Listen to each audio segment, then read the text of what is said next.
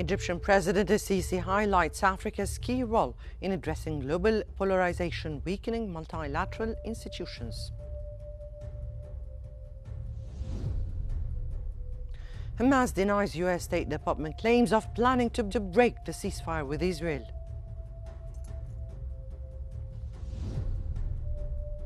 And Israel announces 5-day large-scale military exercises along the northern Lebanon border and nearby settlements.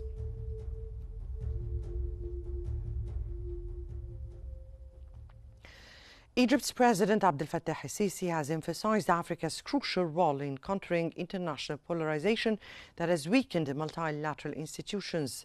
Speaking at the Aswan Forum for Peace and Sustainable Development, he highlighted Africa's vast resources and human potential as key to leading efforts to restore the global order and strengthen international organizations despite current challenges. President Sisi also stressed the urgent need for reconstruction and development post-conflict and the activation of the African Union policies to promote peace and sustainable growth.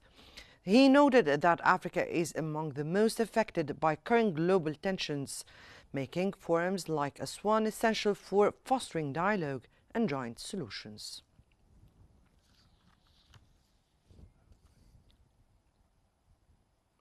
Egypt's Foreign Minister Badr Abdulati has said that Egypt is heavily impacted by tensions in the Red Sea and the Gulf of Aden. Speaking at the Aswan Forum, he highlighted Egypt's key role in regional peace and urged reforms in global institutions to end double standards. He called for stronger international cooperation to tackle conflicts and promote developments, stressing Egypt's role as a bridge between the global north and south. The forum focuses on peace, security and development challenges in Africa, including the strategic importance of the Red Sea.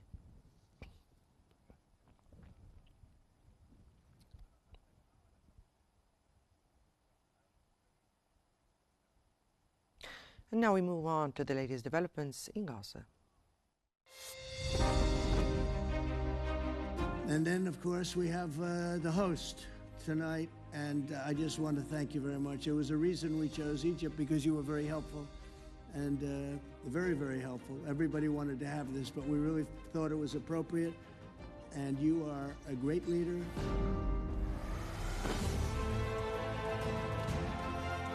And he's a fantastic man and a fantastic general, by the way. But he's a great president, and I want to thank Egypt and all of your representatives for treating us all so well. Thank you very much.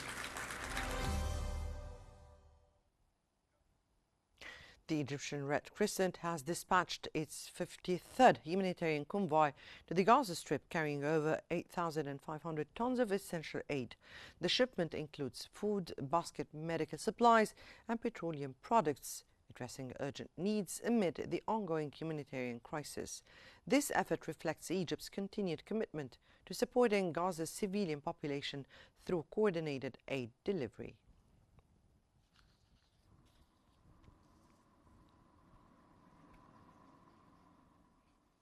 Israeli Prime Minister Benjamin Netanyahu has proposed officially naming the Gaza conflict the War of Redemption. During a cabinet meeting citing a symbolic continuation of Israel's historic struggles, Netanyahu framed the war as part of a national revival and a direct extension of the War of Independence. He also announced plans to award medals of valor to Israeli soldiers, which will bear the new campaign name. The announcement came just hours before clashes reignited in southern Gaza, despite a fragile US-brokered ceasefire.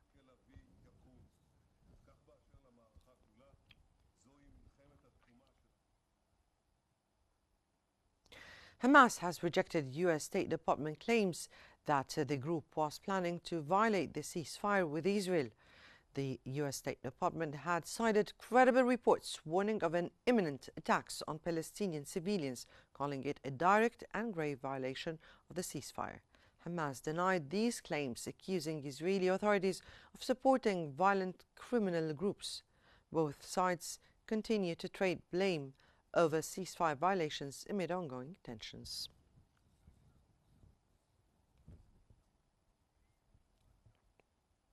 Israeli protesters have gathered in Tel Aviv and Jerusalem, demanding that the Israeli government secure the return of remaining detainees and deceased victims held in Gaza. Demonstrators carried large banners criticizing Prime Minister Benjamin Netanyahu and called on US President Donald Trump to take charge of the negotiations.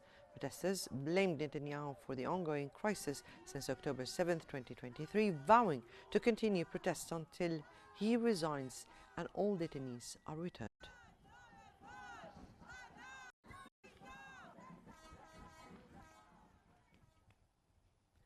Israel's far-right National Security Minister Itamar Ben-Gvir has called on Prime Minister Benjamin Netanyahu to fully resume attacks on Gaza with maximum force. Posting on X, Ben-Gvir urged the Israeli army to intensify combat operations in the Gaza Strip. His remarks come as Israeli media reported several air raids across Gaza earlier. Finance Minister Bezalel Smotrich also echoed a hardline stance, posting a single word: war. Ben-Gvir's call reflects tensions within Netanyahu's broad but fragile right-wing coalition.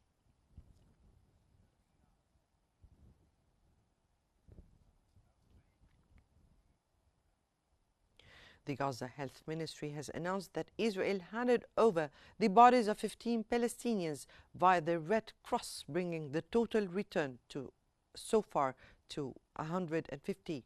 The ministry reported that some of the bodies bore signs of torture, including beatings, handcuffing, and blindfolding.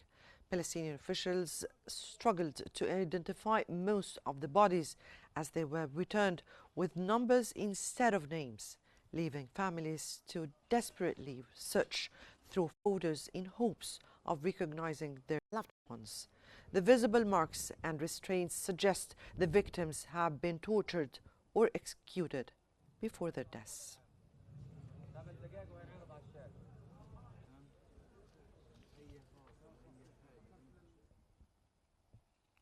Although a ceasefire in Gaza began on October 10th, the death toll in the Gaza Strip has continued to climb, reaching 68,159, mostly women and children, since the start of the Israeli aggression in October 2023. Over 170,000 people have been injured. Many victims remain trapped under rubble, unreachable by rescue teams. In the past 24 hours alone, medical sources reported 18 bodies brought to Gaza hospitals, including 10 recovered from rubble and 8 directly targeted by Israeli forces, along with 3 injured individuals.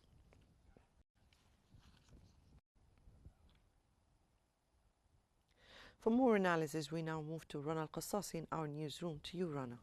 Thank you so much, Mona. And for further analysis, we're joined from Cairo by Editor-in-Chief of Al-Ahram, Mohammed Azzuddin. A very good day, sir, and welcome to Qnews. Do you think we're getting closer to a renewed war in the Gaza Strip, sir? Thank you for having me on Qnews. Unfortunately, everything that's going on in the past hours are sad. The Israeli side is willing to restart the military operations, not a full-on war, but having military presence and not complying to the preconditioned points in the Sharm el-Sheikh agreement and taking over 50% of the Gaza Strip plan. So this is a known will, and from the start with the far-right government pushing, and so even if the military operations are planned, or if the Hamas leaders in the yellow line, the so-called yellow line that the military or the occupation military have imposed, knowing that they don't know anything about aggressions, even if it was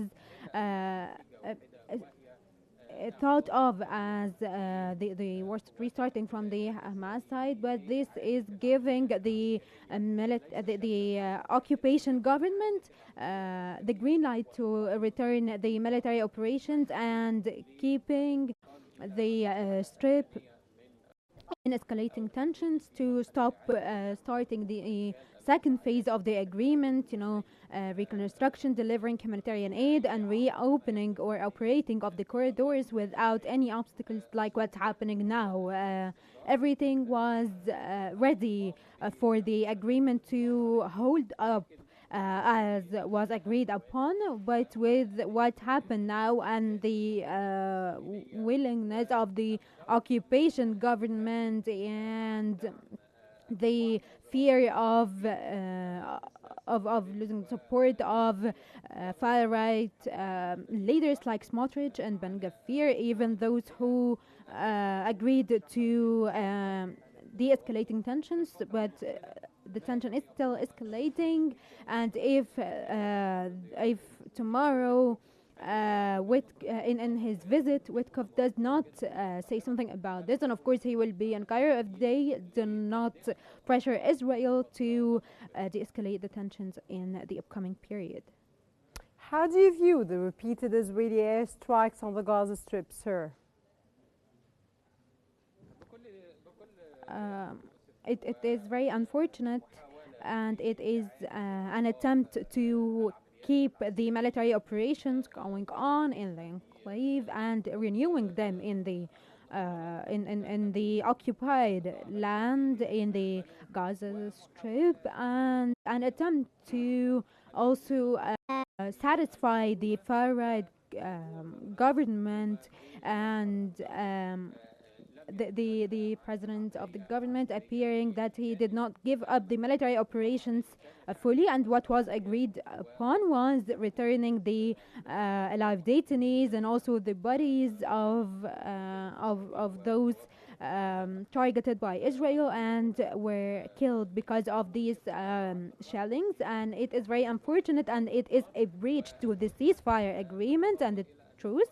And in addition, that this breach today, there were around 20 airstrikes targeted on the Gaza Strip, and now now we have around 40 killed since the morning, and we have around more than 47 breaches from the Israeli side, and this is unfortunate and shows that Israel does not stick to its word and does not keep its end of the deal and does not respect the mediation efforts or even respect the American government.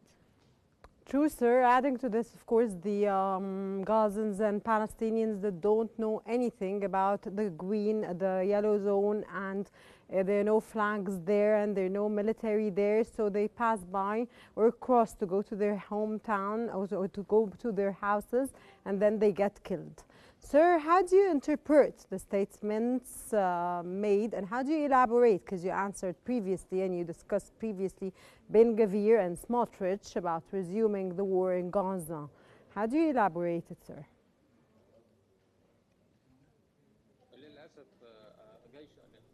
Unfortunately, the occupation military did not give clear borders for the yellow zones, and so this is on purpose so that the displaced civilians cannot come back from the south or from mid Gaza to the north. Those who have returned is a very small number. They go to check on their homes and then they go back to get their families, and when they go to such zones, to the yellow zones, they are targeted and maybe even killed. And so there is a want, and they want to threaten the Palestinians so that they cannot return to their houses in the in northern Gaza and to their houses that were destructed. And so this is not just coincidental. This is actually on purpose, and this is planned from the occupation army so that the Palestinians, the displaced Palestinians, cannot go back to their houses and start reconstructing. The U.S. needs to pressure them, and we need some notification from the mediators and the guarantors to have the Israeli army to comply and to show clear borders and so as not to target the displaced Palestinians when they are on their way back to their houses. What about the statements made by Ben Gvir and Smotrich, sir, from your own point of view and the statements that they're giving? They are extremist statements, of course, and it is very natural that they say such things, especially that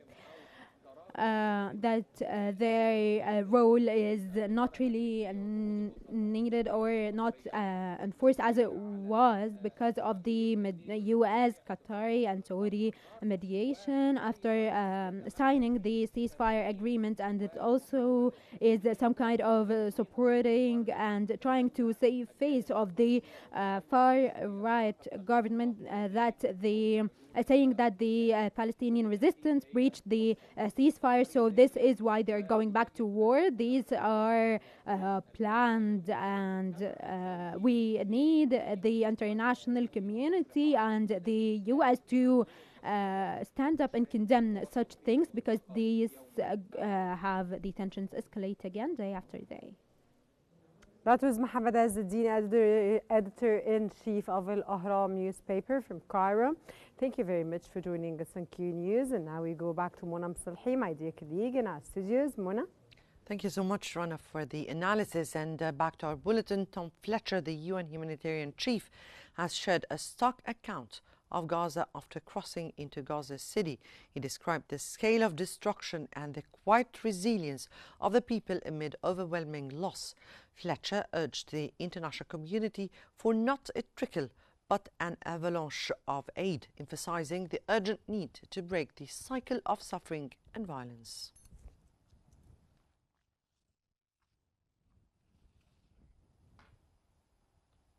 The United Nations has issued a warning about the increasing threat posed by unexploded ordnance in the Gaza Strip.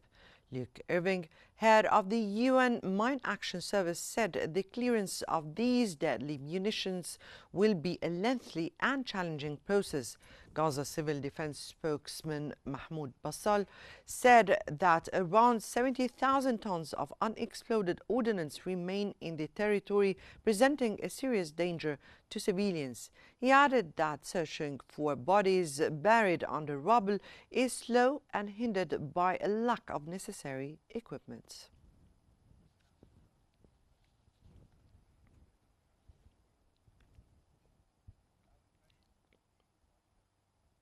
A bakery in Deir el-Balah, Gaza, has resumed producing around 300,000 pita loaves daily following recent aid deliveries. UN Under-Secretary General Tom Fletcher emphasized the need to open 30 more bakeries to address food shortages. However, UN convoys continue to struggle reaching famine-stricken northern Gaza due to damaged roads and closed key routes. Since the US brokered ceasefire, about 560 metric tons of food have entered Gaza daily, but this falls short of urgent needs. Fletcher warned that thousands of aid vehicles must enter weekly to combat widespread malnutrition, homelessness, and infrastructure collapse in the region.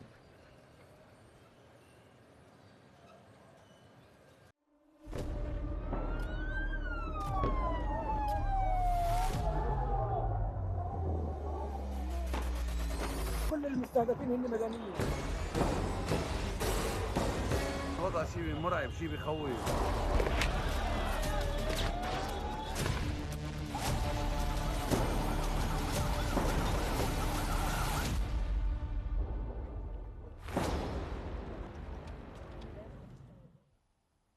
The Israeli Occupation Army announced the launch of a large-scale military exercises that will last for 5 days along the northern border with Lebanon and in nearby settlements. In a statement, the army explained that the pre-planned maneuvers will begin on Sunday evening and continue until the following Thursday. They include the simulation of various scenarios, including defending border areas and responding to immediate threats.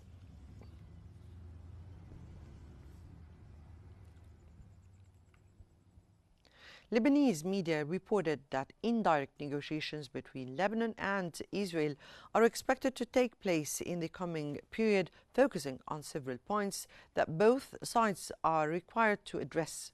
According to the reports, the proposed talks include a 2-month ceasefire during which discussions would begin on an Israeli withdrawal, a final end to hostilities, and the demarcation of the land border between Lebanon and Israel. The negotiations would also address Israel's withdrawal from occupied points, the release of Lebanese prisoners held in Israeli jails, and an agreement to establish a weapons-free zone once the Lebanese army completes its plan to fully disarm Hezbollah south of the Litani River.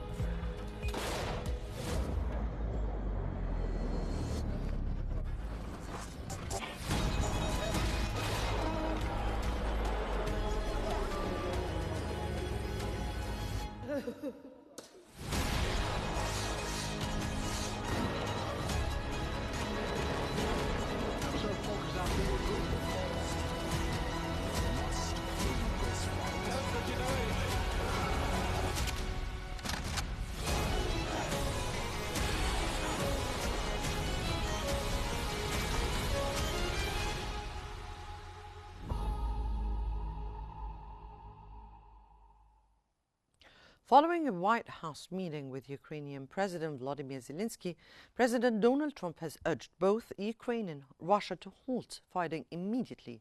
Speaking to reporters after arriving in Florida, Trump said the conflict should stop right now at the battle line to avoid further complications. While not dismissing the possibility of supplying long-range Tomahawk missiles to Ukraine, Trump appeared hesitant as he prepares for an upcoming meeting with Russian President Vladimir Putin in Hungary. I met with President Zelensky, as you know, today, and we had a very good meeting. Ukrainian President Vladimir Zelensky described his meeting with US President Donald Trump as productive, highlighting discussions on security guarantees and efforts to end the war in Ukraine. Zelensky expressed trust in Trump's desire to finish the conflict and said he held follow-up calls with European leaders to coordinate efforts. Zelensky remained cautious about missile prospects, noting the US reluctance to escalate tensions and describing his chances as realistic. The Ukrainian president said he preferred not to discuss the missile issue publicly, signaling ongoing delicate negotiations. What we have, what kind of weapon we have, our production, and they understand the combination. US President Donald Trump has told reporters that both Ukrainian President Vladimir Zelensky and Russian President Vladimir Putin desire an end to the ongoing conflict.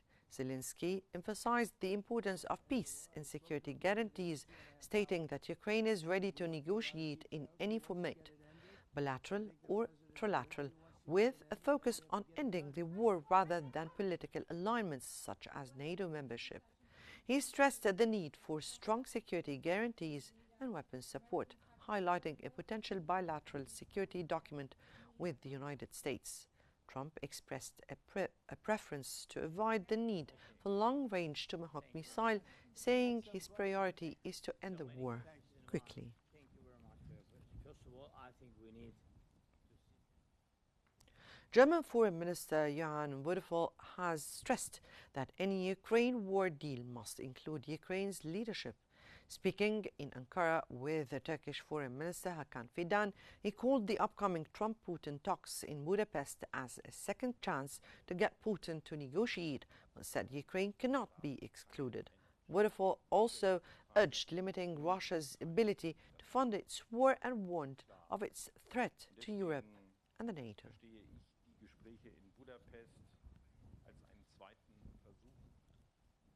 At the recent G7 finance ministers meeting, Germany's Lars Klingbeil Finance Minister has emphasized the group's unified commitment to ending the war in Ukraine by increasing pressure on Russia.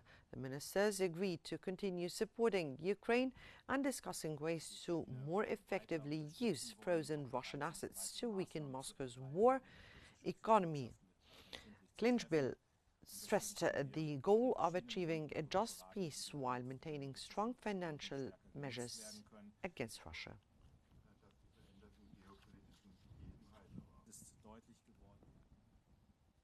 Ukraine's Special Operations Force targeted a Russian oil depot in Novorossiysk and a fuel warehouse in Dazankai, both in Moscow occupied Crimea. Drone footage released by Ukraine showed the attack on the oil depot. The strikes aimed to disrupt Russian military logistics in the region, although the exact timing of the footage could not be confirmed.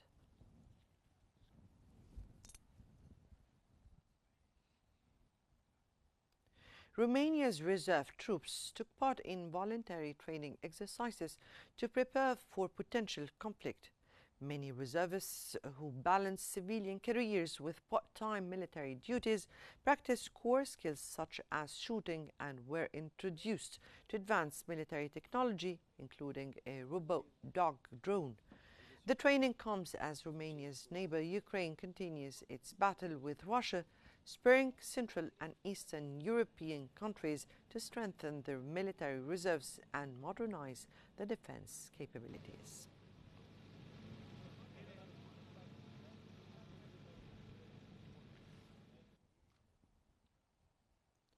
Thousands packed the streets of Los Angeles as part of over 2,600 No Kings protests nationwide, condemning President Donald Trump's perceived authoritarian action and threats to democracy.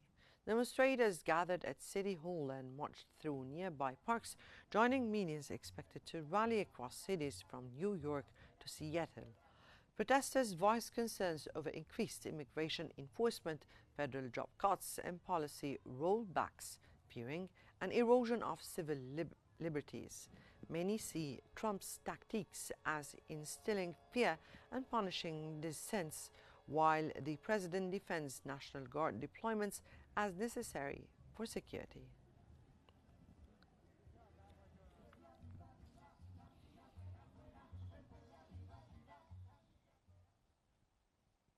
U.S. Senator Bernie Sanders has delivered a powerful keynote speech at the No Kings protest in Washington, warning of President Donald Trump's authoritarian tendencies.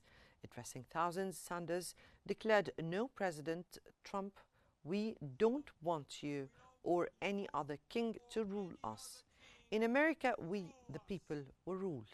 He criticized tech billionaires like Elon Musk, Jeff Bezos, and Mark Zuckerberg, accusing them of using their wealth to hijack the economy and political system. "We will not accept the divine rights of the oligarch today,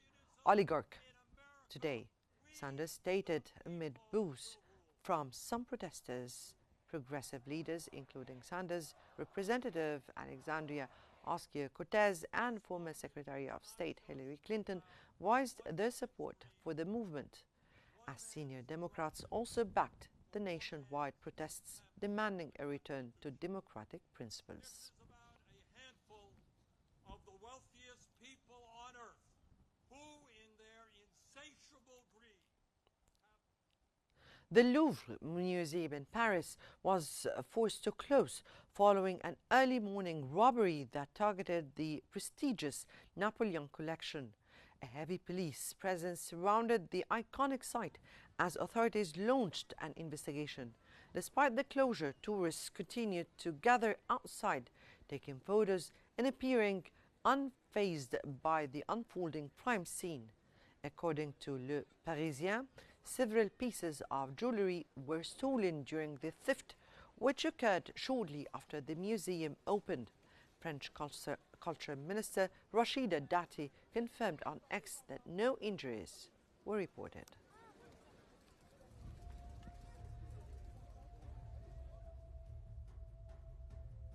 That brings us to the end of our news bulletin. But before we wrap up, here is a recap of our top stories making headlines of this hour. Egyptian President Sisi highlights Africa's key role in addressing global polarization, weakening multilateral institutions.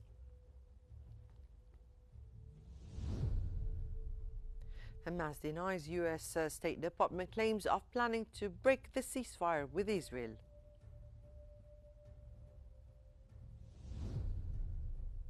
And Israel announces 5-day large-scale military exercises along the northern Lebanon border and nearby settlements.